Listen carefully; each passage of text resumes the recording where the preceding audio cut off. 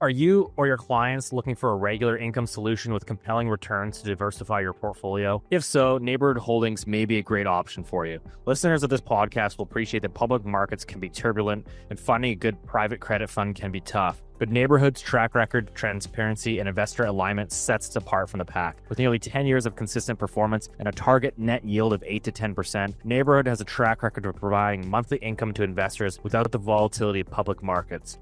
How do they do this? Where banks invest in mortgages up to 95% loan to value, they also make borrowers jump through a lot of hoops. Many borrowers in transition aren't able to meet those hoops. Neighborhood has partnered with banks and brokers to provide quality borrowers with temporary financing secured by first mortgages at an average loan to value of less than 60%. Where other mortgage funds might take more risk by lending against construction, bare land, or jumbo loans, Neighborhood is focused on your average residential borrower who owns the average house in the neighborhood. Plus, their variable rate with a floor mortgage pricing benefits investors when interest rates go up and mitigates downside risk. Check out the link in the description or visit neighborhoodholdings.com to view the offering memorandum or speak to your financial advisor for more information. That's neighborhoodholdings.com/Loonie Hour.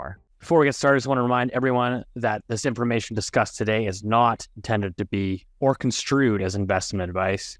Please consult a professional advisor before putting a loonie in any of these financial markets. The dirty secret is that no one's ever going to get paid back. People have the shortest memories when it comes to investment. We just got to get Keith into Bitcoin. Hey, there's a bubble.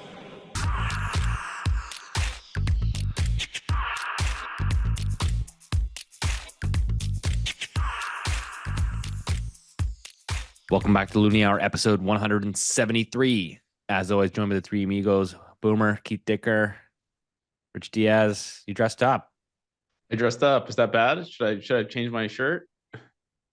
Fancy. What's going on? Not much, man. I'm going to stop talking about the Habs, and the comment section will be very happy about that because our best defenseman got injured. So I think I don't want to jinx it. But otherwise, it's good. There's been so much snow in Montreal. I forgot how shit the weather is in the country. Did you see that trade?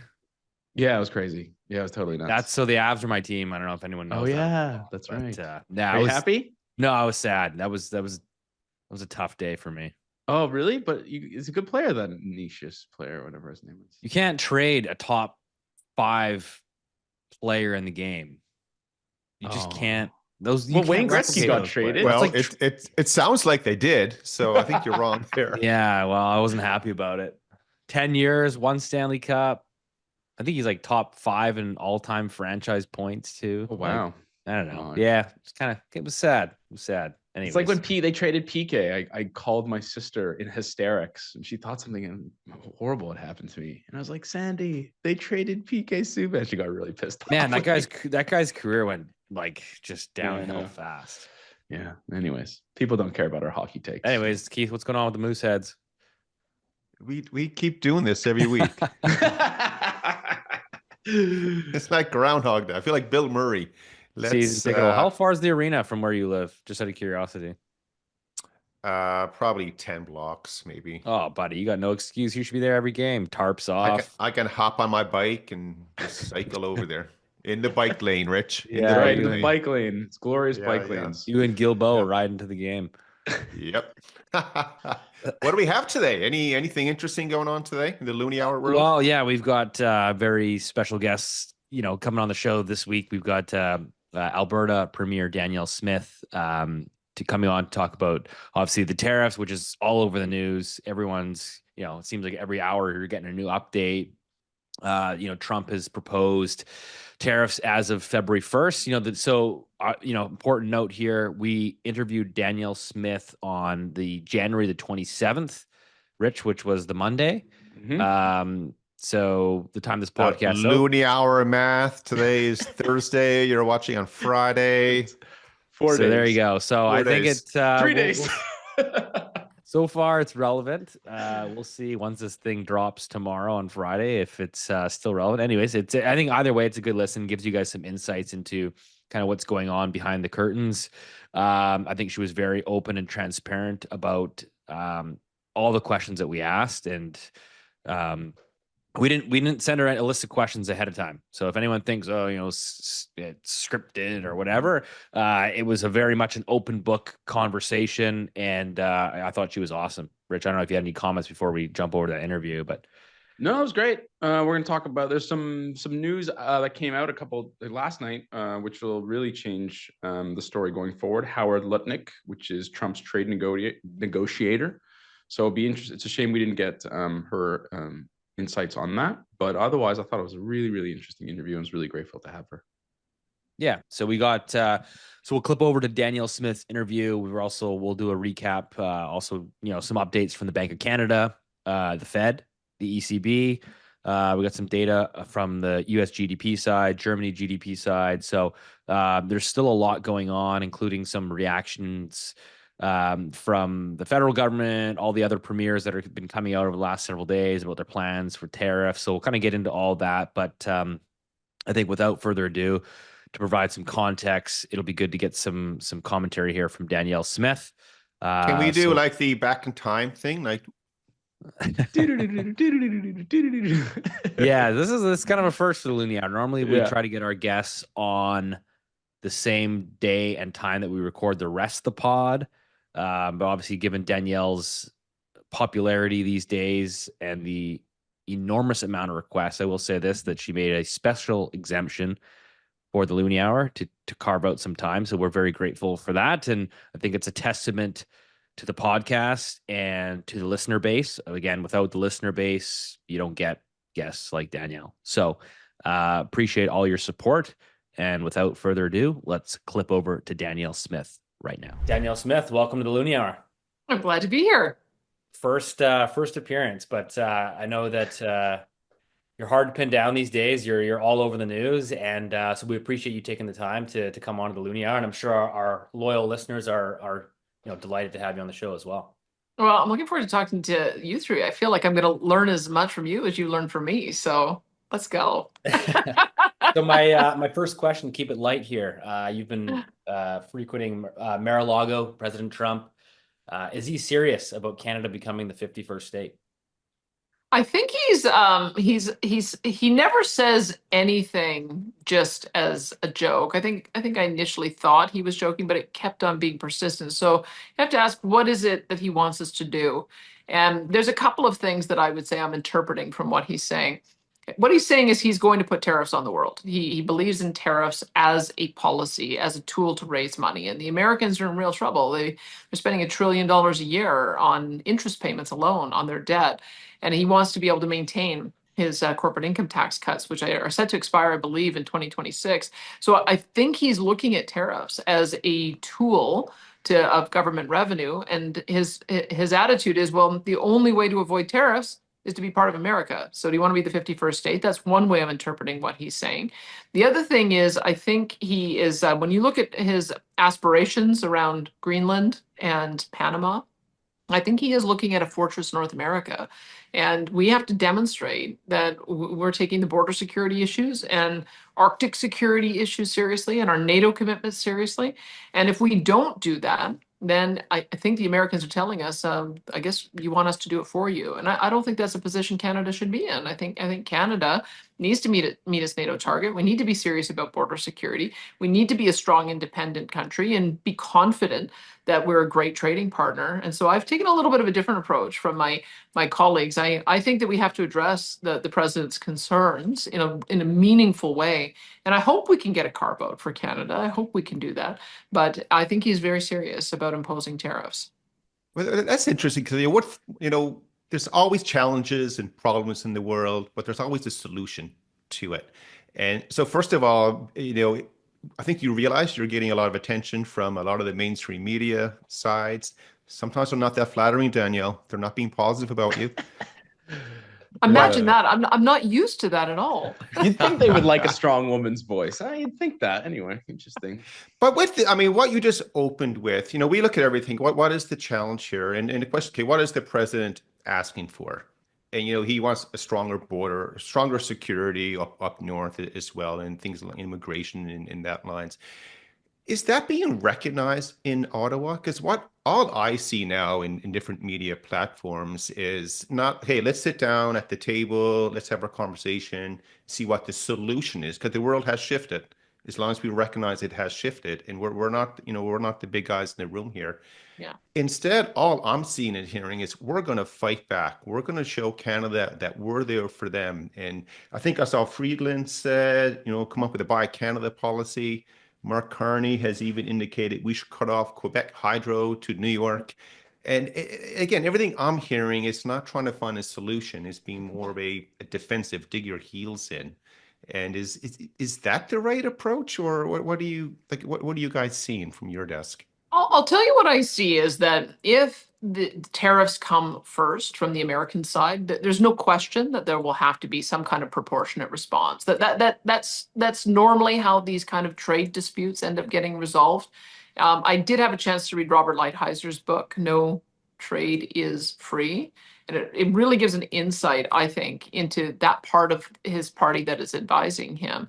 But you saw that with China, that they put in tariffs and then China put in tariffs, and then they relented on some and then China relented on some. So I think you can get a little bit of an idea of how the flow of that sort of thing works if it comes to it. My personal view is we should try to avoid tariffs. And that's why I have said, let's lead with diplomacy first, because I think we've got a great story to tell. So I'll tell you the story that I tell.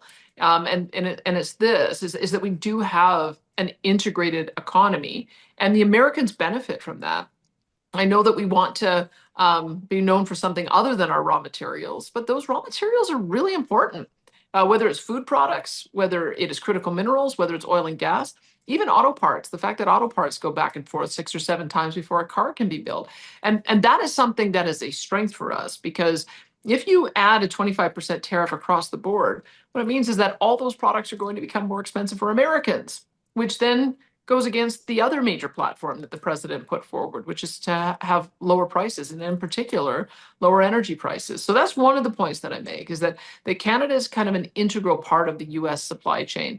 And if we take out things like energy, we actually buy more goods and services from the U.S. than they buy from us. And so if this trade deficit is the hang up, then let's figure out how to deal with that. Let's maybe cut a different deal for energy and critical minerals, because they need those as raw materials to value add and to also achieve their other objectives.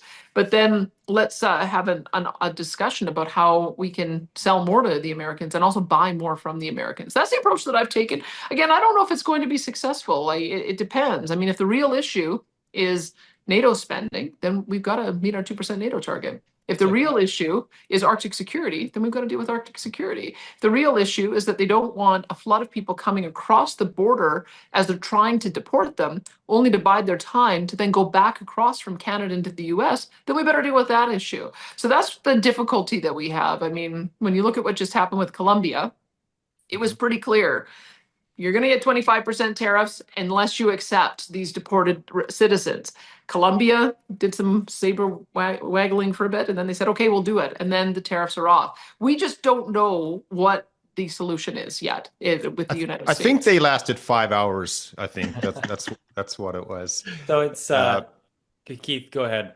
People like their coffee. I think Colombian coffee. Can you imagine how cranky the Americans would be if they didn't have coffee? Yeah, they can be cranky for other reasons too. But so why don't you just share with us? I mean, we know this, and I mean, you're sharing with us. Does Ottawa know this? Because again, I'm hearing a different perspective, and I know there was some comments out recently. I know Rich has some great work done on Canadian exports and in energy specifically that he wants to ask some questions about. But we don't even know who the decision makers are in Ottawa who's having this conversation, and do they understand how if you exclude oil and energy, that Canada is actually we were not net exporting to the Americans. I've made that available to as many people as I can. The National Bank did a study on that, and they actually quantified it. They said, taking oil and gas out of the picture, we buy $58 billion more in goods and services from the Americans. And it really is commodity prices that have widened this gap. If you go back 10 years ago, we actually were the ones, even when you included energy, we were the ones who had the deficit with the United States. So that's what balanced trade looks like. Sometimes one's up, sometimes the other is up. But certainly when you take commodities out of the picture, we're a very good customer of the United States. They actually, when you think about the fact that we are only 10% of the size of their economy, and that we are their number one customer in the world, that we buy more from the American than any other country in the world. We buy more than the Germany, the UK, Italy, and Japan combined. Why aren't they the target? Why aren't they saying, hey, maybe you should buy as much stuff from us as Canada does? So that's one of the points that I'm making, because I really do believe that we are a responsible friend and trading partner, that we really are aiming to give the Americans what they need and buy from them what we need. And it is the kind of relationship that they want to have with the rest of the world. Whether that's getting through to Washington, I'm not quite sure. I'm surprised it's not getting through in Canada. I'm kind of interested as I make that argument. You say that you've heard something else. What arguments are you hearing? Keith, go ahead. I mean, I think the main challenge that Canadians are facing is that, if, for example, who's meeting with Lutnick? Is it Howard Lutnick? That's the Secretary of Commerce. Well, let me tell you a little bit about what I can see. The Prime Minister it's very much like the American system, that if we had tried to start lobbying the American administration on January 19th, we would have been lobbying Biden administration people. They have a law called the Logan Act where they're not allowed to talk to elected officials until they are formally confirmed. And so January 20th, I mean, this is a president who's obviously in a big hurry, because look at what he's been able to do in just a week. So most of his secretaries are not even confirmed yet. So that's one of the challenges that we face, is that who do we interact with on the American side? It'll become a little bit more clear as those secretaries are put into place, but that's been one of the problems that we've had. On our side, the Prime Minister is of the view that even though he's gone in, I think it's now 41 days, that he's the prime minister until he's no longer the prime minister. That being said, Dominic LeBlanc is clearly one of the consistent voices that have been at the table. He was in the last rounds of discussion. He went down with him to Mar-a-Lago. He's gone down again with Melanie Joly. He has a regular relationship he's building with Howard Lutnick. So Dominic LeBlanc is very key. I think Jonathan Wilkinson was just in Washington as well. And so he's talking with some of the administration officials that are in his file on energy also. So I think if I'm reading between the lines, it does seem to me that Dominic is the key person. And that could give some stability as we go through and see the Liberals end their leadership contest. But then we're once again into a general election, very likely soon, and we could have yet another face at the table in May or June or later. So I think this is why this negotiation is a little bit different, and why you've seen the Council of the Federation, the premiers, take on more of a vocal role. That again is also in a little bit of turmoil, because Doug Ford is now also holding an election so that he can get a new mandate, so that he can face this tariff challenge. And he's the head of COF at the moment. So I think what you will see is each of the premiers have committed that we're going to work our networks and our contacts and try to make the Canadian case to as many lawmakers and decision makers as possible in the U.S. So I don't know that answers your question. Maybe it validates your concern that there isn't really a single voice at the moment. But I think I know Rich has a question. It just validates my concern, actually. Rich, what do you have? Well, I mean, there's one question. Is this the Wilkinson who said that crude oil demand is going to peak in 2024? Because I just want to be very, very crystal clear about that. He's wrong. Yeah, well, yeah, okay. So just so you know, just to lay the land give you the lay of the land for many of our Loonie Hour listeners, I've been going on and on and on and on about oil. It's important to our basically our standard of living, important to our trade balance, specifically the current account balance, the fact that we basically sell oil and gas and to pay for imported goods. This hasn't always been true. This is true now. It's what keeps our current account balance stable and is why our currency, the loonie, is not in the toilet, given how much debt we have and the fact that we are in a, BOC's words, a productivity emergency.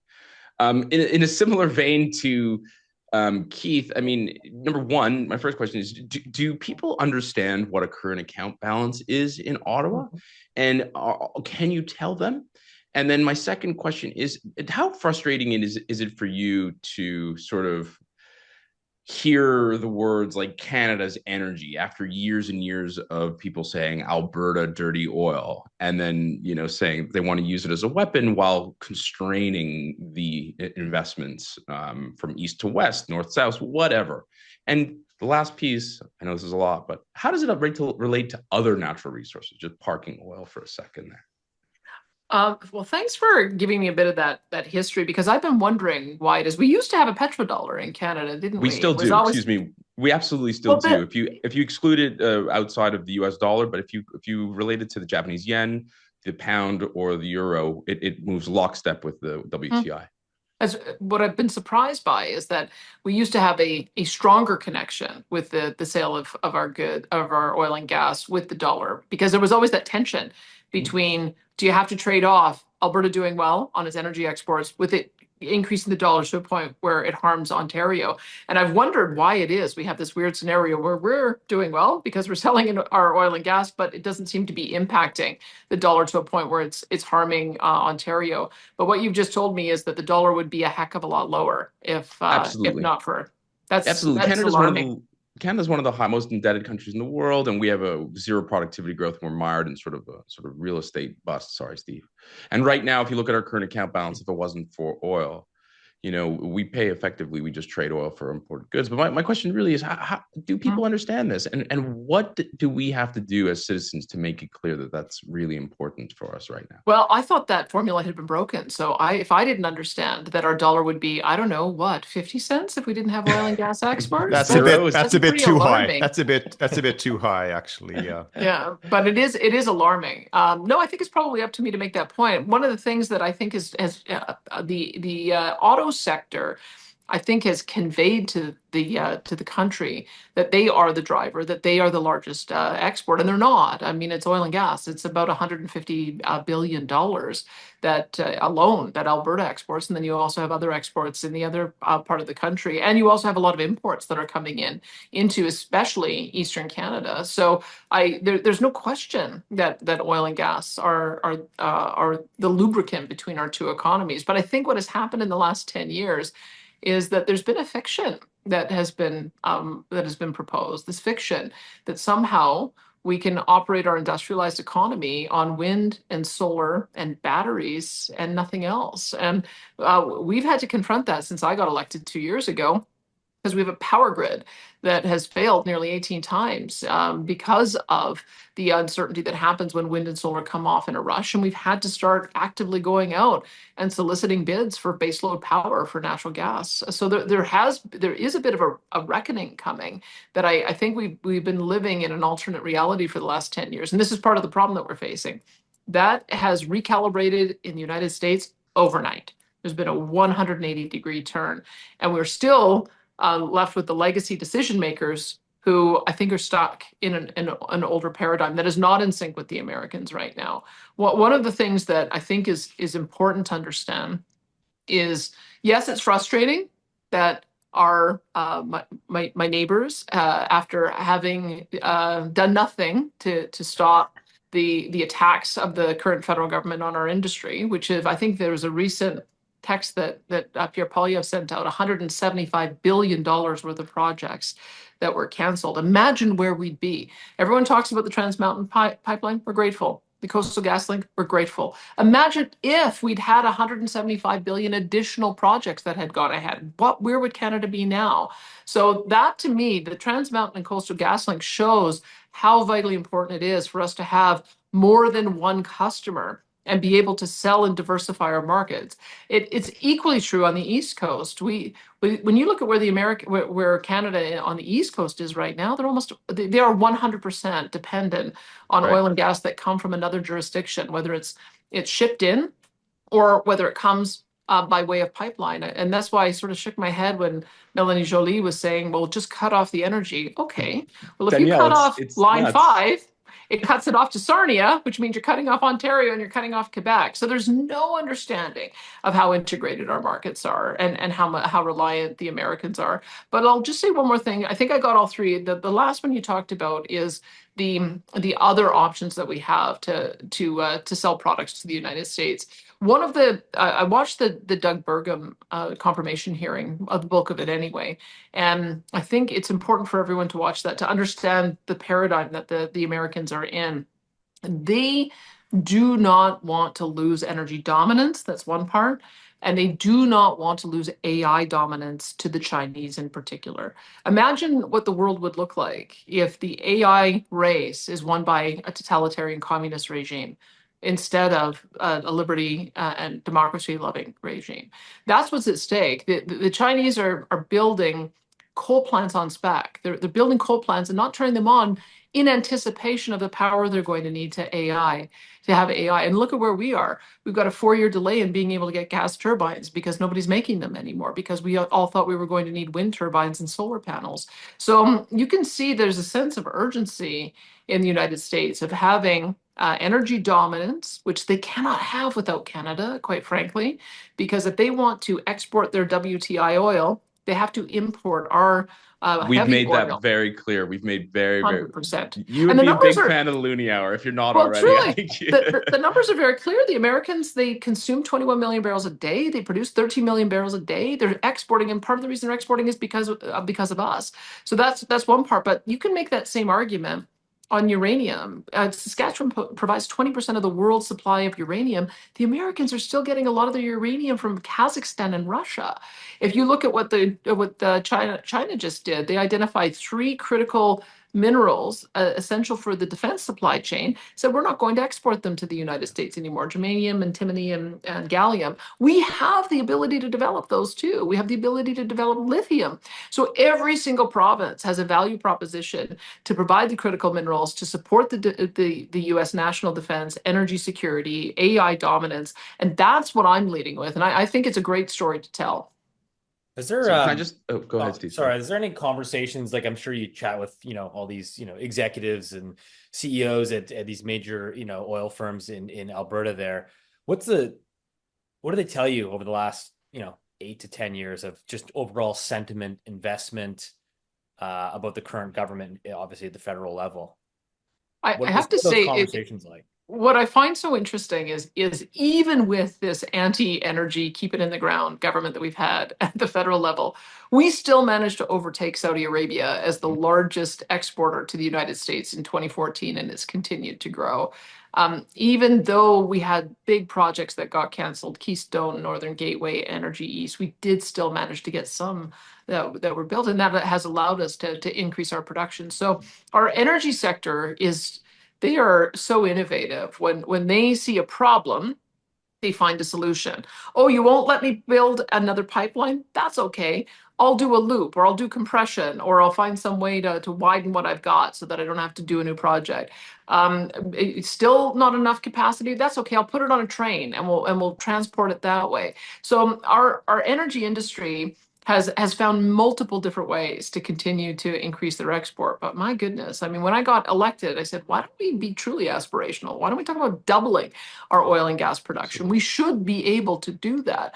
But it does require us working with our partners in Canada to recalibrate and realize that the East is better off if they can get a secure supply from a friend in Alberta, and the West is better off as well if we can supply that way and help to support our friends in Asia. So those are the arguments that I make, and I think that what I have seen is everybody is dusting off old plans. I think there were 3 oil sands companies announcing that they wanted to expand production. You've got, I did a press conference with Enbridge. They've got a pretty significant multi-part proposal that would increase egress to the United States if they're interested. I know that TC is looking at plans. I know that Pembina is looking at plans. So I would say that there's a real appetite to dig into this problem if we can get the political factors right to make it work. No, just adding on. Yeah, sorry, just adding on to. I mean, we're all sort of saying the same perspective here on energy, but another way to look at it, Danielle, from our side, the more energy that we're exporting, the more foreign currency is coming in, which is U.S. dollars. The world operates in U.S. dollars the way it is. The more U.S. dollar currency is coming in, it makes our currency, Canadian dollar, stronger. If we're able to shift our view and outlook and production and R&D in the energy space, the opportunity for Canada to simply blast off. We can have this economic catapult coming up here.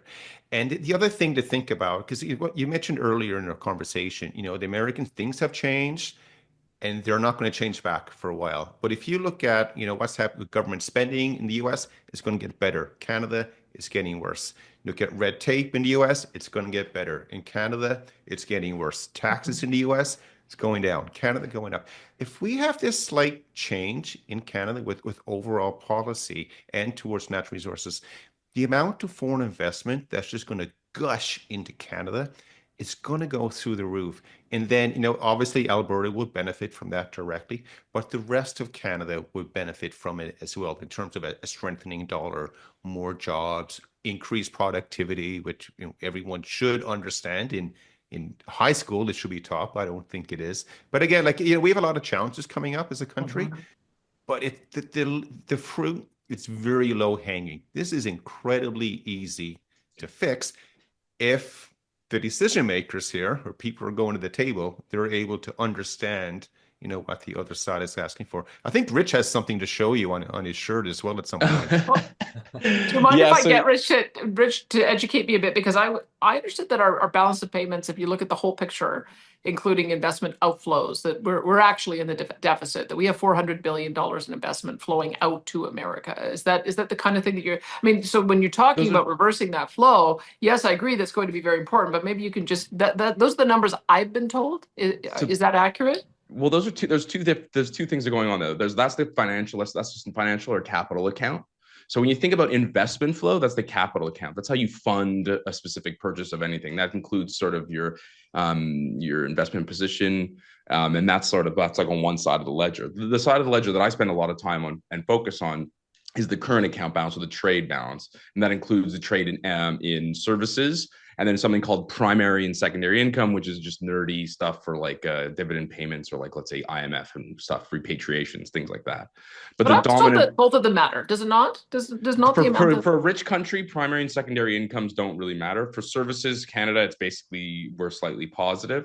The financial capital account, the real issue for Canada is not so much that we don't have inflows. So you'll hear the Liberal Party talk about financial direct investment is at a record level coming into Canada. The problem is Canadians are investing more and more money outside of Canada. Exactly.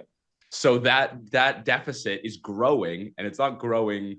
It's growing because Canadians are seeking greener pastures for their money, which is eminently sensible. And so what I've argued over and over and over again is we need to make Canada a more appealing place to invest for Canadians, which is why when I hear, them wanting to mess around with the pension funds and make it to basically force their hand to own Canadian companies, I'm just like, all they do is treat the symptom and not the cause. And for someone like me who is just, nerd, knee deep in the numbers, it just drives me absolutely nuts. And so that's really where I come from. But you're right, they are absolutely connected. But in this case, it's is that a point of argument I can make with the Americans of, look how much Canadians absolutely. are investing in I their can economy. send you the charts. I can send you the chart right now on WhatsApp. I'll take it.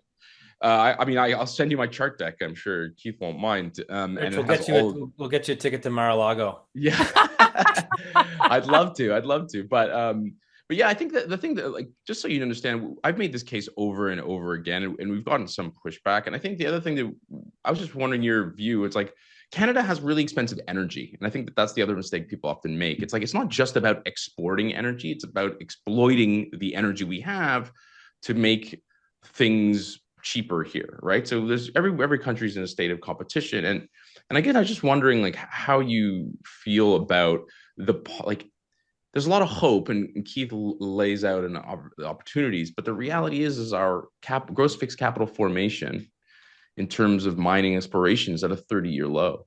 And so what would you need from the next sort of administration of this country to unlock that investment? What do we need to, let's forget about this lame duck administration that we have now. Let's going forward over the next 2-3 years. What do you need and what does Quebec need? What does Ontario need to sort of unlock this potential? Well, I think what we need is an end to the carbon tax. I mean, I don't want you to think that that is just a soundbite. It matters a lot in our economy because if you buy a liter of gasoline in Alberta, 35 cents of it is one federal tax or another, whether it's their fuel tax, their carbon tax, or the GST on tax. That's significant on the cost of everything that we transport. It's even worse when you get to looking at our energy sector. Our electricity is typically 85 to 90% fueled by natural gas. And our home heating is almost 100% natural gas. And they've set the rate so high that with such a low price of gas, the carbon tax is actually 4 times the cost of the base fuel. So your home heating, your home electricity, and your transportation fuel, if those keep on adding on to the cost of everything, it's no wonder we have an inflation crisis. The other part is the permitting delay. When you Sorry. look at the permitting delay, they're having a permitting reform, bipartisan permitting reform conversation in the United States, and that's why the Interior Minister is also sort of the head of this Energy Council. He's going to be coordinating between the 7 or 8 different ministries and agencies that touch a project to be able to fast track the approvals on it. How long does it take to get something built in this country? When you're looking at Energy East, they pulled the plug after $1 billion of sunk costs on the regulatory side because they saw no avenue to be able to get it approved. So that's one of the things we're going to have to perhaps learn from the Americans on is how do they address the Indigenous issues, the difference in the jurisdictions for different levels of government, as well as all the environmental concerns. And is there some things that we can borrow? When I was, I went up and visited my friend Ranj Pillai up in Yukon. He hosted the premiers up there. That gold rush was in 1898, 1899. They managed in that day to build an entire train in the course of about 18 months to be able to support the gold rush. How could they do that when things were being moved around by barge, for heaven's sakes? Why could they do that in the late 1800s and we can't do that today? That's the question that is on my mind, and that's the question we've got to solve. Danielle, we know you got a hard stop here. We want to thank you so much for taking your time to come on the Loonie Hour. We appreciate all the hard work, effort that you're, doing not only for Alberta but for all of Canada. And we again thank you so much for coming on the Loonie Hour.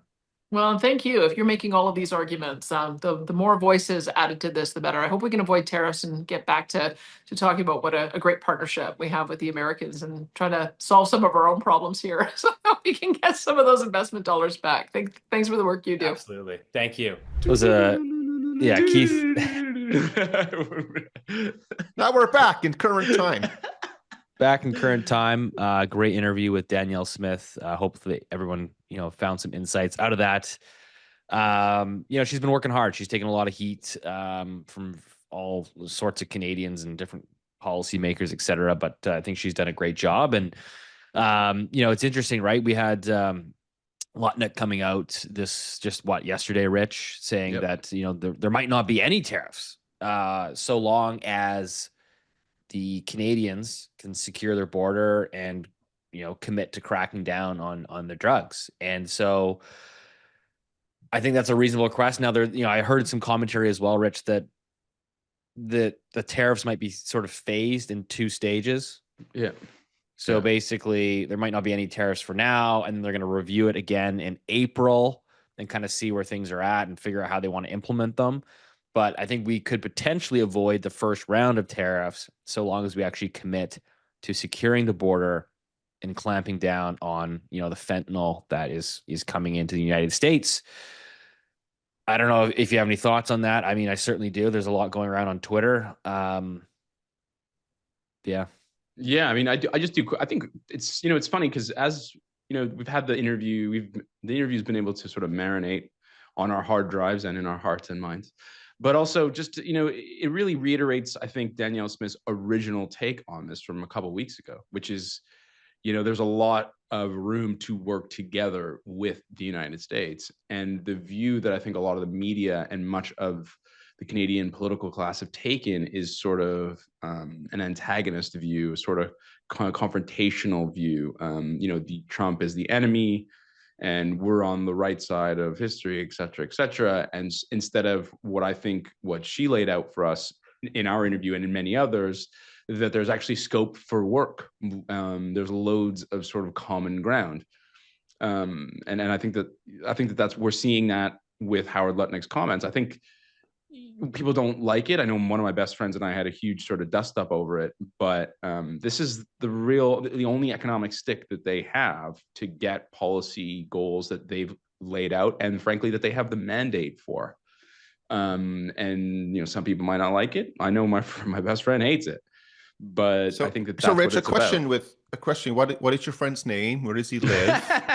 No. Call him out. No. Get him. No, but No. serious. What was the view of your friend? Because I hear a lot of conversations as well, and I'm sure it might represent Yeah, I what's think being heard. he makes a very valid argument that he thinks it's outrageous that our biggest ally and trading partners should be so antagonistic towards us, and that you basically try to affect our sovereignty, and that Canadians should absolutely be defending our sovereignty and put our own interests first, and that we shouldn't take any shit from this guy, regardless of whether he's right or wrong, ultimately on that policy decision, that Canada should be united and confront this sort of this policy tone that is sort of against, a more cordial collective action.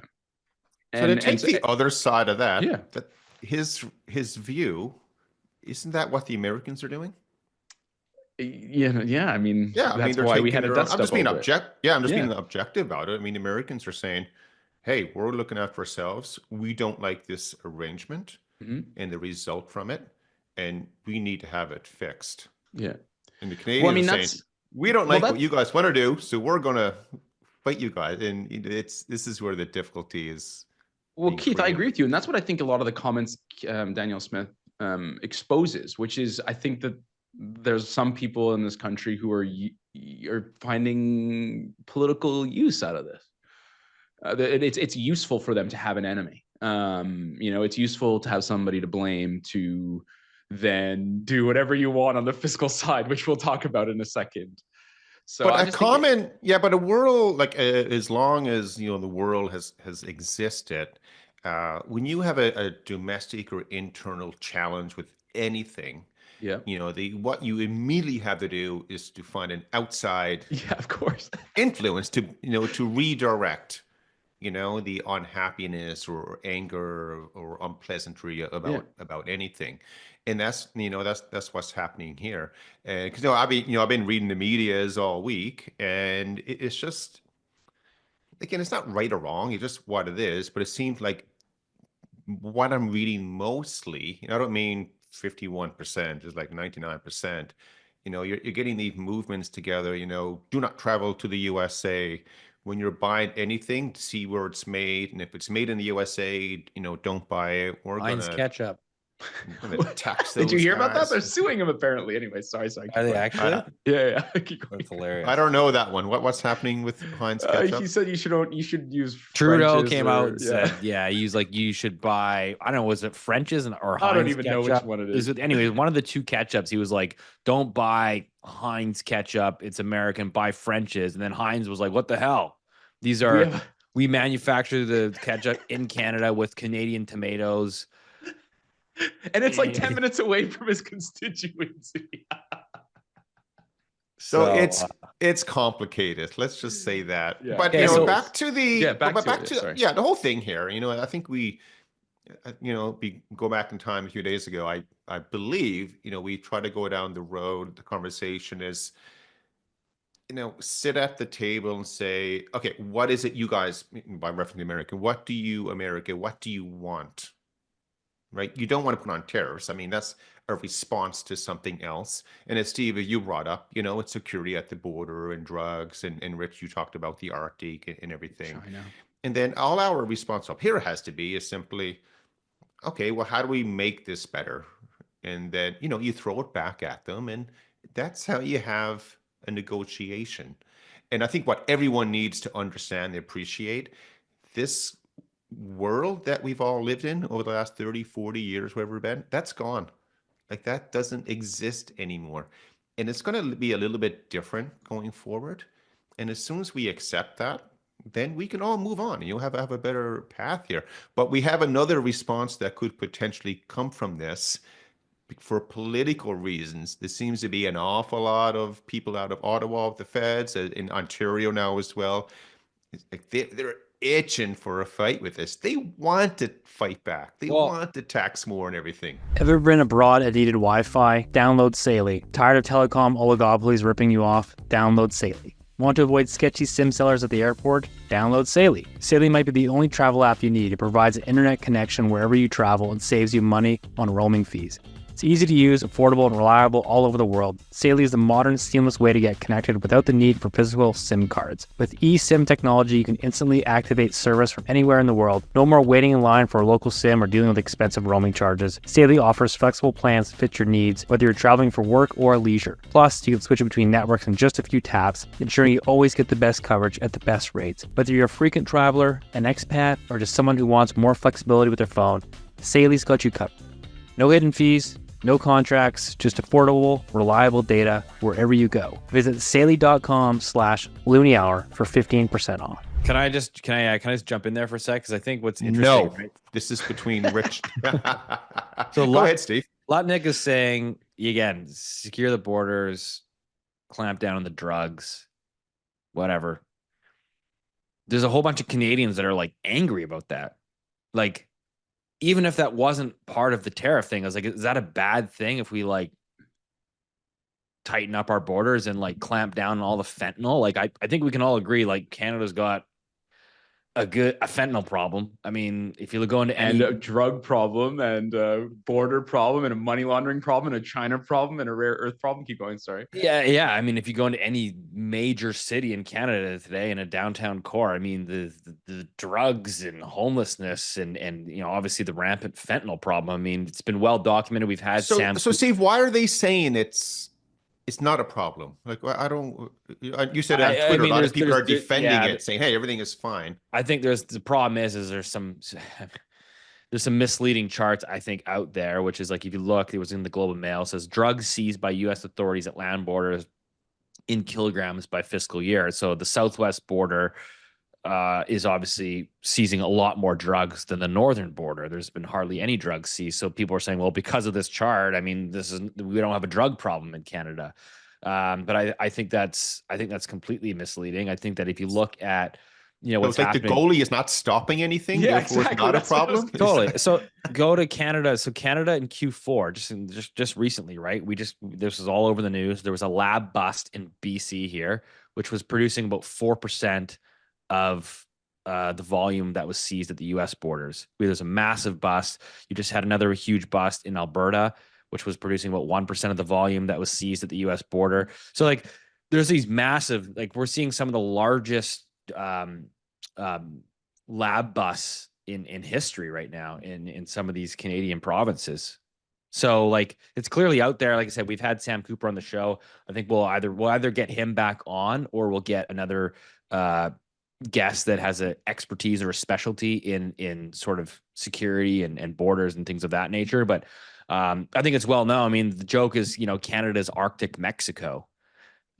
I mean, like, it's well documented, the money laundering that's been going on here. I mean, again, I think Sam Cooper wrote a brilliant book. I mean, people were walking into casinos in Richmond, BC with hockey bags of cash.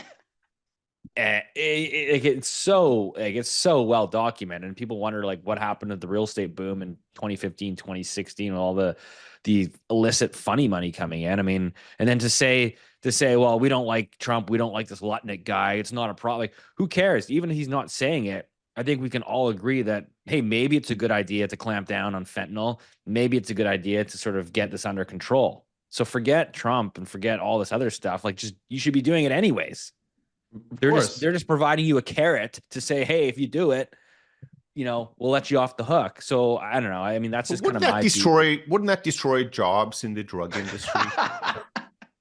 I mean, it might hurt to Vancouver. stimulate the economy. It might hurt Vancouver real estate prices. So maybe we should just let it keep going. Actually, I wouldn't be shocked if somebody in Ottawa, when the provinces actually use that as an angle. But just one throwing in there one little tiny little tidbit was, remember the TD just a couple of months ago, TD Bank.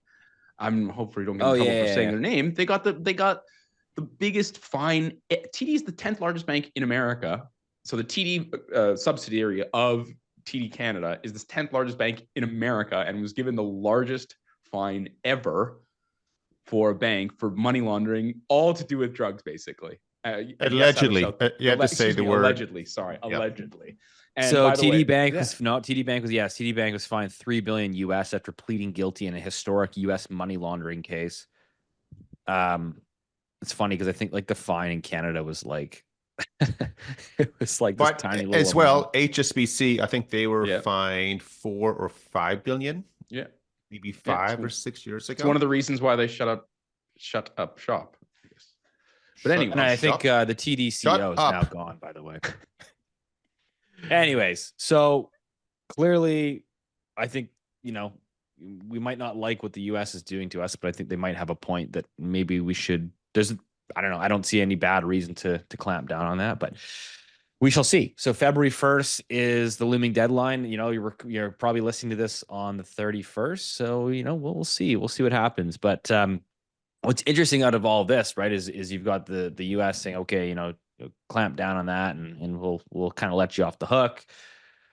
And then we've got the governments. So we got the federal government. We have most of the premiers coming out. We had BC's David Eby. We had Doug Ford. I think there was maybe another guy in there too, but all coming out and saying they're all preparing behind the scenes or preparing pandemic style stimulus. Pandemic style stimulus is being drafted up right now for if we get hit with these tariffs. The helicopter money is coming. The choppers are circling. One word. Oh dear. Oh dear.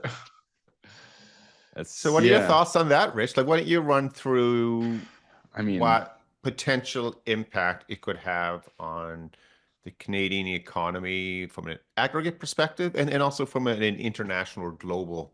Hey, Rich, go out there buying your pre-sales now, buddy. I think it's a tough one though, right? Because start with fiscal policy first. The fiscal policy, I mean, it would just be, I guess I don't know how they would do it. They provide loads of loan guarantees. There would be some make work projects, I imagine. I've seen articles where they would literally just be sending checks to people. Where would they get the money? Where would they get the money for this? Oh, where would they get the money? They'd get the money. They would issue debt, and that debt would almost certainly be purchased by the Bank of Canada. And of course, we've seen this story before. In 2020, this happened.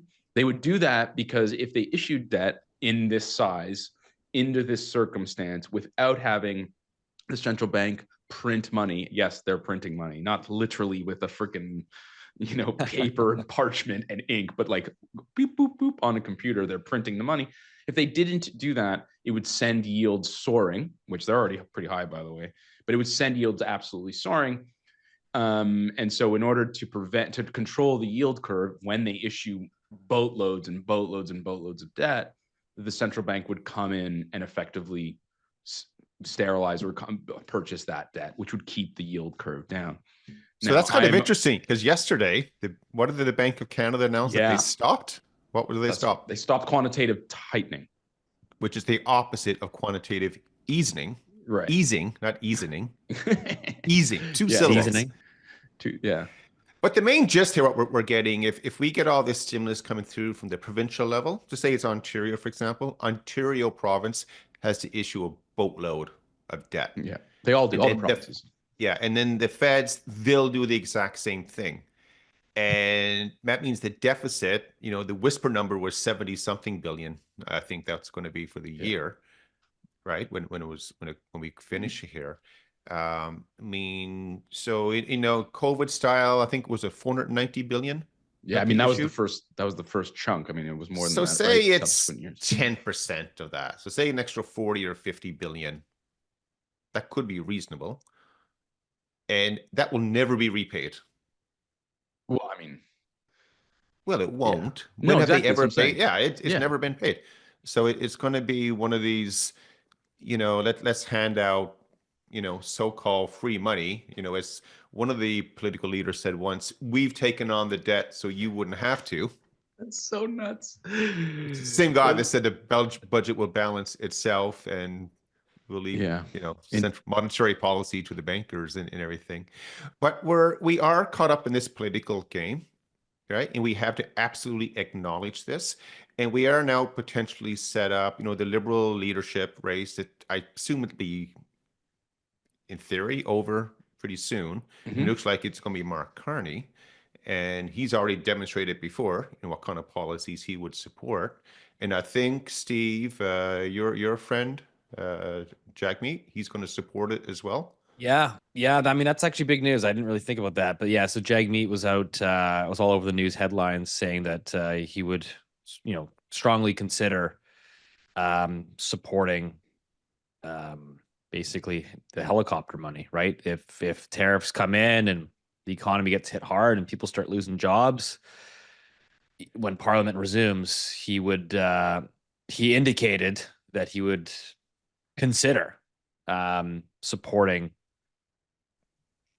a stimulus package, basically, which means you can't vote no confidence, right? You can't vote against that budget and force the election. So essentially, by Jagmeet supporting, let's say, a liberal cash infusion, it would delay the fall of Parliament or the fall of government and push an election further out. So he's kind of going October, back, like to October, basically. I mean, we would now have 9 more months potentially. But boys, just to like take the other side of this, to be the devil's advocate here. I mean, like, what there would have to be some.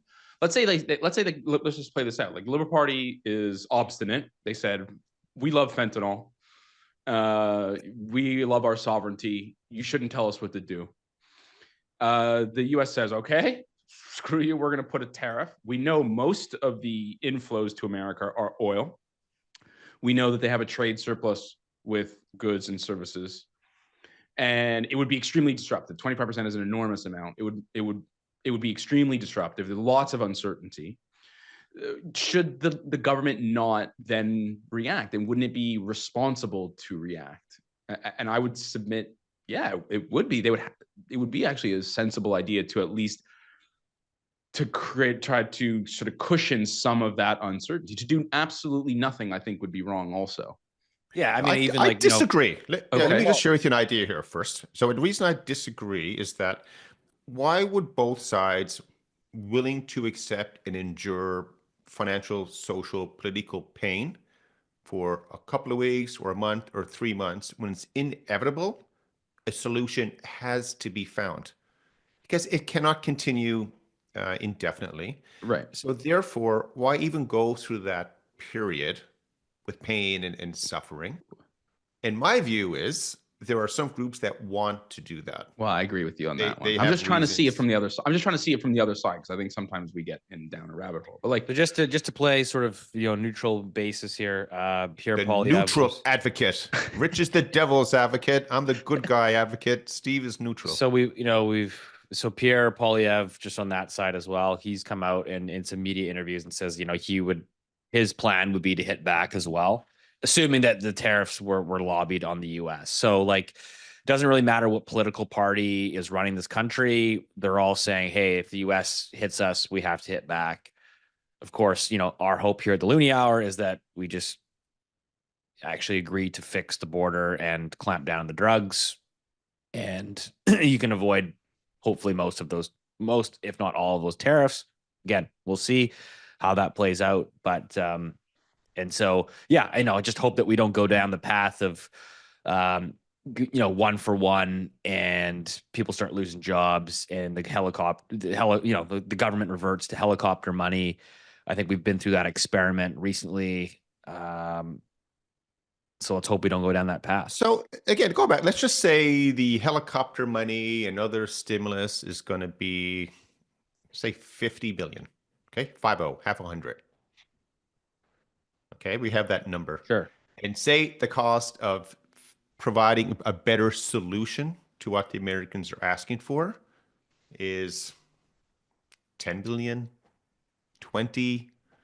But how about enforcing the laws that already billion, exist on the books? 8 billion a year. Do you see what I mean? It just, from a mathematical perspective, it just doesn't make sense to do this fight. Could you do the 50 million in the money, in helicopter money and all that, and money goes out, and then it's a month later, 6 weeks later, or whatever the time is, and then you're still going to have to spend money on the border and security and the drug problem anyway. So why would you want to, pee away 50 billion? So again, just referencing my friend, and maybe we can move on after this or not, I don't know, but just the point my friend made, and I think he has a fair one, which is sort of once you acquiesce to this kind of demand structure, then isn't it sort of a slippery slope, which is anytime the US wants anything from us, they just say, we're going to slap a tariff. Well, do this. We're going to slap a tariff. Do that. We're good or bad. Like this time, we might agree that the fentanyl is an issue and the border is an issue and maybe China's an issue. But maybe the next time the US threatens with a tariff, we disagree. And how do we respond in that scenario?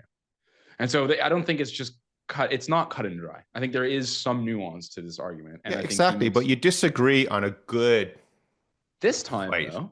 This time. Okay. I see what you're. Sorry, I see what you're saying. Hold you up. always have to stand up, but is this the one? I don't know. Yeah, okay. Maybe I'm wrong, but no. But I think you're right. I think, is this the hill you want to die on? Yes or no? And I think this is a dumb hill to die on. I agree. I mean, I agree with you. I agree with you, but I think it's important that we sort of play with this idea just for a few minutes, and then. Rich, if only we didn't become so reliant on one customer for our largest export. Yeah, no shit. Did you see that interview with Liberal Minister Champagne on Vassie's show? Yeah. Vassie, by the way, I mean, we make fun of the mainstream media a lot on this show, but she's awesome. She is I agree completely. She puts everyone of any political stripe under the gun, asks the hard question. So he was on there, and he keep in mind, he's been basically one of the main head ministers there for the last 9 years. And we basically came out and was like, oh yeah, we need to build more infrastructure projects so we're less dependent on the US. And she's like, well, what do you mean? Where have you been for the last 9 years? He goes, well, the world has changed. We're in a new world order. It's like, you didn't see this coming? What a scumbag. I was infuriated by that comment. It was like, yeah, that was infuriating. Like, I mean, these guys demonized the oil and gas sector for the last decade. And then he's coming out and saying, oh, well, now that it's a new world order, like we have to change our way of thinking. And he literally said, he's like, don't worry about the past. We need to think about the future. He literally said that. And it was like, I mean, good for her because she kind of roasted him on the show. But I was like, man, this is like everything that we've talked about on the Loonie Hour. It was like, it's just insane that like nobody, I don't know. It's like, when you take your finger and you're like, oh, the wind is blowing this way. Pipeline's bad. Oh, the wind is going the other way. Pipeline's good. Anyways, sorry, it is what it is. But so this now, Rich, Keith, this puts the BOC, the Bank of Canada, in a very uncomfortable position. Obviously, the squirmer there, Tiff Macklem, is he cut 25 basis points this week as expected. So there's no Twinkies this week. But Keith, did you have any commentary of watching the presser and the monetary policy report there? First of all, they took another victory lap on inflation. I mean, they said, hey, inflation is now completely under control. So if you take them for the word on that, it implies that, hey, maybe they won't have to cut anymore. They think maybe they're at that neutral level, which they can't be. Because where are they now, Rich? What is their rate? 3%. 3? And what inflation number are they using? 2.5? 1.83. Yeah. So in theory, they could still do another 100. Well, no, because the range is technically between 1 and 3, right? The target is 2, and the range between 1 and 3. So that's a big hockey net now. They're making it pretty wide. So Steve, so Steve, and then they talked a lot, of course, about tariffs, and they're absolutely right that it can create a whole lot of uncertainty for our economy. The Europeans said the exact same thing this morning as well. with the ECB we'll meeting. get to the Europeans. Yeah, and the Americans, the Fed said the same thing yesterday as well. And he said, and so back to the Canadians, they're absolutely right saying, we're not quite sure monetary policy can help fix any of the negative effects from a tariff war. So, which he's then implying to Ottawa, spend, baby, spend, borrow, and we will help you out. But that was it. There was a couple other things that I remember, Rich, you pointed that you saw. There was a very funny exchange. Actually. Yeah, we'll get to that. I just wanted to chime in there. So you mentioned uncertainty. So in the Bank of Canada's monetary policy report, which they just updated, it mentions uncertainty 42 times in the report. So basically he's like, I don't know what the hell is going to happen here, and we don't know what we're doing. So, which is fair, by the way. Yeah, it's fair. Everyone was obviously asking like, hey, tariffs coming, like how much are you cutting? And that's what will happen, Steve. So if the tariff war goes like a lot of people want it, people, I don't know why, but they want this fight. I'm the only one that doesn't want it, it seems like. The BOC will have to cut rates to try to stimulate the economy. I'm curious, and then Rich, maybe you've got an opinion on this, but what do those cuts potentially look like? Is that like, hey, we're doing like emergency 50 basis points at a time, and we're cutting from 3% today to 1%? Yeah, I guess so. I who knows? I have no idea. No, but it will zero. Well, it depends. Again, sorry to say this like this, but it depends. And I think it's also path dependent, which is like, what if they cut 50 basis points, and then a week later the Liberals limp back to Washington and say, haha, just kidding, we'll fix the fentanyl shit. Then they won't cut all the way to zero. Do you know what I mean? Like, yeah, for sure. I know that's sort of a boring answer, but I think it's path dependent. And if they're obstinate and say, screw you, we want to spend $300 billion in stimulus, maybe they'll have to go to zero in order to sort of protect the yield curve. You know what I mean? And so I think that's when is the next BOC meeting? Oh, you got me. I don't know. Drum roll. It's March. I think it's in March. Magic. Oh, really? Wow. By the magic of the internet. I don't know the next. It's in March, but there's an emergency cut in February. It could do. February 2nd. February 2nd. Yeah. But again, you don't know what they will do. I imagine they're going to be reactive to it, because you have to be. Because again, like this, it's hard to talk about it now, really, if you think about it. But the tariff war, it could be a matter of hours or weeks. And if the BOC, if all of a sudden, say on Wednesday, they cut by 5-0, and then everything's resolved on Friday, do they reverse it again? It's, I don't know. I think it will be the initial reaction will be slow, because maybe the net effect of all the tariff, everyone taxing each other and stuff, maybe it's not a big deal. Yeah. I know everyone's going to at me now, of course. Oh, of course it's going to be a big deal. The CBC did a report, says it's bad. The Globe Mail did a report and said it's even badder, stuff like that. Yeah, and just to be clear, sorry, one more thing, just to be clear, on the monetary policy report, they did models, and the modeling that they did, if I remember correctly, which is like a 25% across the board for everybody, and they don't take it off. So it's really difficult to model these things where you just like, it's a negotiation and things change, and it's not just one country, it's some countries and some, you know what I mean? This is the truth. I think it was like, nobody even with freaking knows, man. I believe with no tariffs, even they still had a downward revision to their growth forecast for 2025, 2026 to 1.8%. Yeah. They said even just the uncertainty around the tariffs is creating obviously like a lack of investment, right? Like, how do you make investment decisions as a company or as a business today? Yeah. And you're like, I don't know what's going to happen in a week from now, a month from now. So I think just all the uncertainty. I mean, we just did a full hour-long podcast talking about a whole bunch of what ifs. So again, imagine as a business trying to deploy tens of millions, hundreds of millions of dollars, and you don't know. I'll tell you one thing that will happen. I hope it doesn't. So, 25% tariffs come on Monday morning, whatever it is.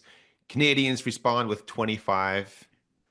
President Trump's going to go, what? The Canadians matched it? He goes, make it 50.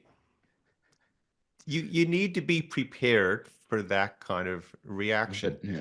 And then all of a sudden, Canadians were sitting there saying, well, we're already in it now. We're already all in. Now there's another 50. So it's actually not bad, because I think then the whole thing could be resolved within a few days.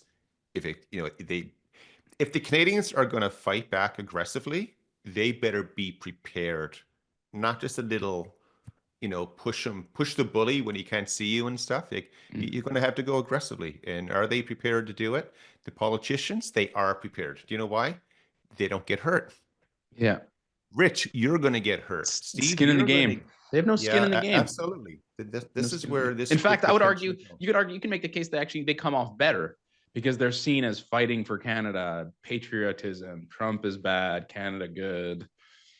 So it's a dangerous game. Actually, they're incentivized to sort of take this to the end in a weird, screwed up way. We'll see. So what's the other central banks? What's the other central banks doing, Keith? We got the Fed. Right, you had the Fed that came out same day as the BOC. They did not cut rates, so the BOC is still going in one direction, and the Fed is going in another. Any takeaway there from Jay Powell at the Fed? Yeah, they tried to. Remember a few episodes back, Steve, you were talking about the hawkish pause or the dovish pause. Which one was it that you came up with? I don't remember. Hawkish pause? I don't remember. It was cool. It was a cool expression. I think yesterday the Fed try to do a dovish pause.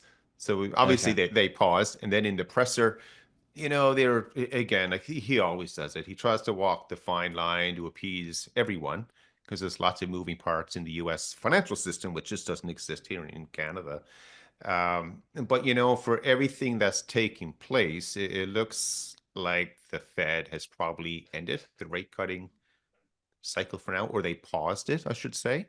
And don't forget, there's politics in everything. So, the Fed, and, it's not fair to say it, they're supposed to be objective, but they are clearly going to try to go against the policies that are coming out of Washington now. And which direction does the Washington want the rates to go? I don't know. Very much down. Trump is a real estate guy, so he wants lower rates. Absolutely. Yeah. He's been very vocal about that. But inflation's high. Yeah. So what's the Fed going to try to do? Go higher. You really think so? You really think it's that obvious? It's right in front of you. Open your eyes. It's there. I guess I'm too naive. Is Powell a Democrat? No, he's not actually. But anyway. But we have this risk that now the divergence in central bank rates between the U.S. and everyone else, it could get bigger and bigger. So, I mean, did you hear anything that stood out from the Americans yesterday, Steve or Rich?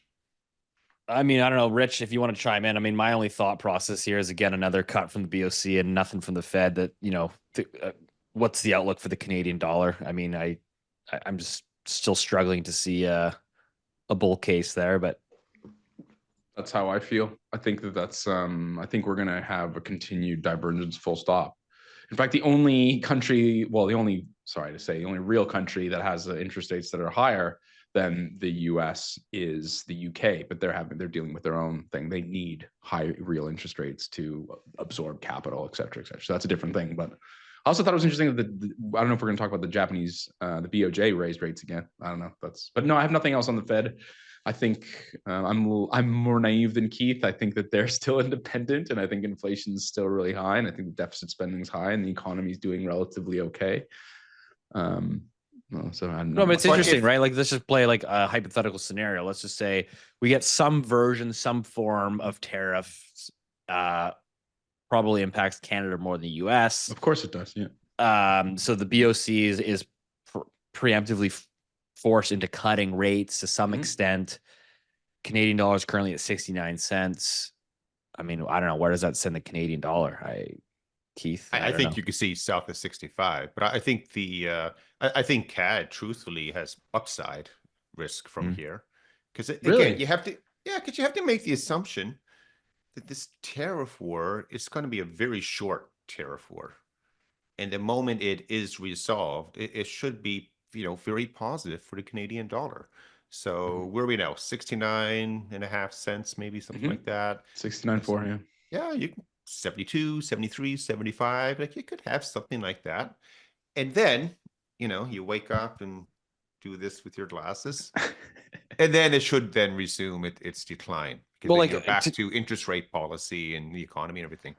question for you, which is just doesn't Trump not? I mean, he does want a weaker U.S. dollar, does he not? I mean, I don't think he's as forceful this time about that. I mean, he can't make the U.S. the best place to invest in the world and not have some realization that everybody's going to want to plow their money into the U.S. dollars, right? I mean, is he? Yeah, I mean, he's been the guilty. Guy he has his commerce secretary, this Bissonnette guy, or I can't remember his name. Bissett. He is a very, very switched on gentleman. He used to work with Stanley Druckenmiller, right? That guy is a very, very smart macro thinker. And Rich is right. If you want to attract foreign investment into your country, by default, your currency is going to appreciate because you have foreign money. Yeah, coming well, in. yeah, he kind of wants selling euro and everything. You got to buy USD to make that investment. He wants his cake to eat, and he wants to eat it too, obviously, right? Yeah. It is there. And then we had the Europeans this morning. Bit of a snooze fest in Europe. What they do? This is a funny statement. They cut too, no? Yeah. Only the Europeans could make a monetary policy announcement boring. They're all boring. That's the boomer joke for the episode. Oh boy. Yeah. I walked right into that. Yeah, you did. But what was very interesting though, and very loud and clear, they are still trending to cut even more. Some estimates are for a minimum of another 75 basis points to be cut, and some houses are even expecting 100. And the reason for that is, Rich? Germany is effed. Yeah, we just got another negative GDP print for Q4 or Q. Shit, I screwed that up. For Q, I should have had the Q4. That's right. Which Q5? was Q5? which was Loonie Hour math again. Oh, Q5. So it was negative 0.2. So that's an annualized rate of 0.8, although it's a bit unfair to do that. But anyways, it was worse than expected. And what's crazy? How many consecutive quarters of negative GDP? That's I was looking at the chart right now, that's the bit of the joke. They actually have not had 2 consecutive negative quarters. However, GDP peaked in Q3 of 2022 and has basically been declining, sort of, like a zigzag all the way down until now. Bouncing around lower. So you've had, I mean, this is crazy. Germany is, it's not run properly. They've made some. They did, yeah. I mean, they did it to themselves. They did this to themselves, yeah. And China. Let's be clear. China had a helping hand, but anyways, it's because wild. I mean, for everyone knows, I mean, their energy costs have gone up, but yet they're manufacturing high industrial product export industry. I try to use fancy words, but that is being hollowed out by China, increasingly more and more. Yeah, we've talked about obviously Volkswagen being like a key indicator over there and the problems that they're having. Yeah, but it's not just that. It's BASF, that the elevator manufacturer that manufactures more than just elevator. Krupp, tungsten. Krupp. Yep. Yeah, I can't remember the name of it. Krupp. But anyways, it's just sorry, Steve, I didn't mean to cut you off. I was just it's a wide ranging thing, and it's going to continue, which is Keith's point about the ECB. They're going to have to deal with their biggest economy continuing to go down. Incidentally, Spain is smashing it, and the whole southern part of Italy, the other southern part of Europe is actually doing relatively well, which is kind of funny. So the other interesting thing is that the Germans have their election coming up in February 23rd, 2nd, something like that, whatever it's going to be. And that is right now, that is ground zero in this whole battle, between the globalists versus the other side, whatever you want to call them. And it's going to be enormous. Like this, everyone is geared up. What would you call it? The globalists versus the nationalists? I think that's a good way, Steve. Yeah, that's a good way to put it. Absolutely. Which, I mean, again, we've talked about on the show, but I mean, it's seeming like every country is becoming more nationalistic in their views. That's the way the pendulum has swung. And again, it's not right or wrong. It is what it is. And as that's happening, I think it just creates even more visibility of where the global economy is going, and that means one of slower growth. So when countries are more focused on their own domestic activities, by default, it usually results in less trade for whatever reason. It's going to happen. So you have that happening, and there are going to be, some pretty significant knock-on effects from that. But right now, ground zero is Germany in a few weeks, and then Canada will also become the next ground zero, whether it's in May or next October. We will see. It's looking like it is going to be October right now. That's a bold prediction. That's a bold prediction. Like this guy's the king of the tinfoil hat. I don't think tinfoil hat. It's funny, it's tinfoil hat today, but then it comes true, and it's I've been all over Carney becoming the leader now for a while, and it's increasingly looking like that is right. And I know Rich has done a lot of work now on Carney's background that he's sharing with everyone this week as well. So we have that coming up. And it has happened. I didn't know this, but it has happened before, by the way. So I was like outraged that a person could be two before, right? Yeah. So I didn't know this, and obviously the internet exists, so I just Googled it. Imagine that. And I found out there's someone named John Turner. The Right Honorable John Turner was the PM, so Prime Minister of Canada for a little while, even though he was not a MP. But then he ran in a by-election, won, but then lost. How many years ago was that? That was 1984. I only know that because I looked it up like an hour ago. How long was he actually in power for? Oh, very little. He was not required to call an election until 1985, but then ended up calling an election. It was quick. It was months. It was months. Like I can't remember the exact time because I deleted that page off my thing, but. But to let you know, like how crazy the world has become, and like that expression, the right honorable. Right now, there is a petition or something floating around Ottawa to change it to the left honorable. Come on, that's not your. Oh, I can't believe I fucking fell for that. Well, I'm so dumb. I think that's a good spot to wrap it up. I mean, yeah, I don't know if this is the episode of uncertainty, but. Tariffs, uncertainty. February 1st, we'll see. Again, we'll see when this podcast is aired out tomorrow if this is still relevant. Because we'll find out. Can we do the time change thing again? I think we have to. So far, so good. So far, so good. All right, guys. Well, as always, we appreciate the support. Again, all we ask is that you share this episode with one friend, one family member, and continue to build the Loonie Hour community, Loonie Hour audience. And we'll see you next week.